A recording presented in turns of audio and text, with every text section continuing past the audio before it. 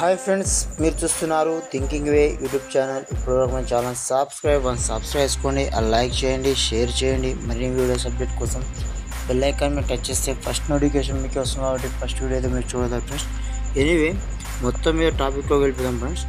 ఈరోజు అయితే మనకు తెలంగాణ ఆవిర్భావ దినోత్సవంగా అయితే జరుపుకోవడం జరుగుతుంది.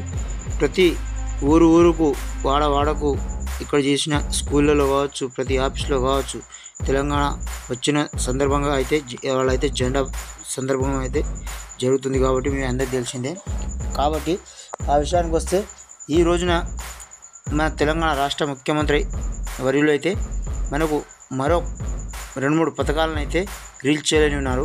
ఎందుకంటే ఈ పథకాలకు సంబంధించింది చాలా అంటే ఏ పథకాలు అనేది ఇంకా క్లారిటీ లేదు, కానీ ఇప్పుడు మీటింగ్లో అయితే చెప్పడం జరుగుతుంది ఆయన.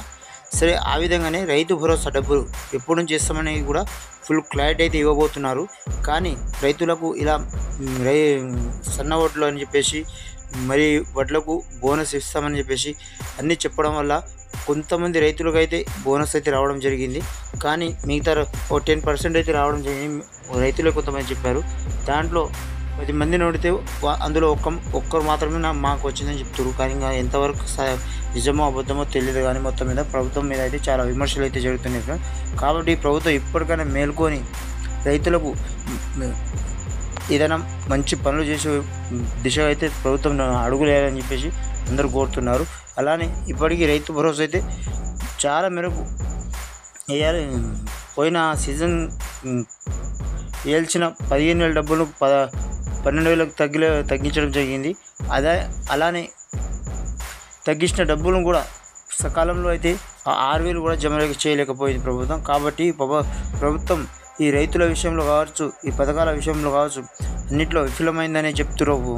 ఎక్కడ చూసినా ఈ మీద ఏ రైతు సంఘాలు చూసినా కానీ, ఎక్కడ చూసినా కానీ అదే మా టాపిక్ అయితే నడుస్తుంది ఫ్రెండ్స్. కాబట్టి మీ కామెంట్ ఏందో, మీకు డబ్బులేమో రైతు భరోసా డబ్బులు పడ్డాయా, లేకపోతే ఎన్ని ఎకరాల వరకు పడ్డాయి, ఎన్ని ఎకరాల వరకు ఒకవేళ వేసినా కానీ ఎన్ని ఎకరాల వరకు వేస్తే బాగుంటుంది అని మీరైతే మొత్తం కామెంట్ రూపంలో తెలపండి ఫ్రెండ్స్. కాబట్టి మీకు ఎలాంటి డౌట్స్ వచ్చినా మీ ఇంకో వీడియోతోటి మీ ముందుంటా. కాబట్టి ఆ డౌట్స్ మాత్రం మీ క్లియర్ఫుల్గా ఇస్తా. ఎందుకంటే ఈ మీటింగ్ కూడా నేను కూడా లైవ్లో చూస్తా. కాబట్టి అసలు ఏం జరుగుతున్నది ఫుల్ క్లారిటీ అయితే వస్తుంది ఫ్రెండ్స్. కాబట్టి చూస్తూనే ఉండండి thinking YouTube channel. Thanks for watching. జై హింద్.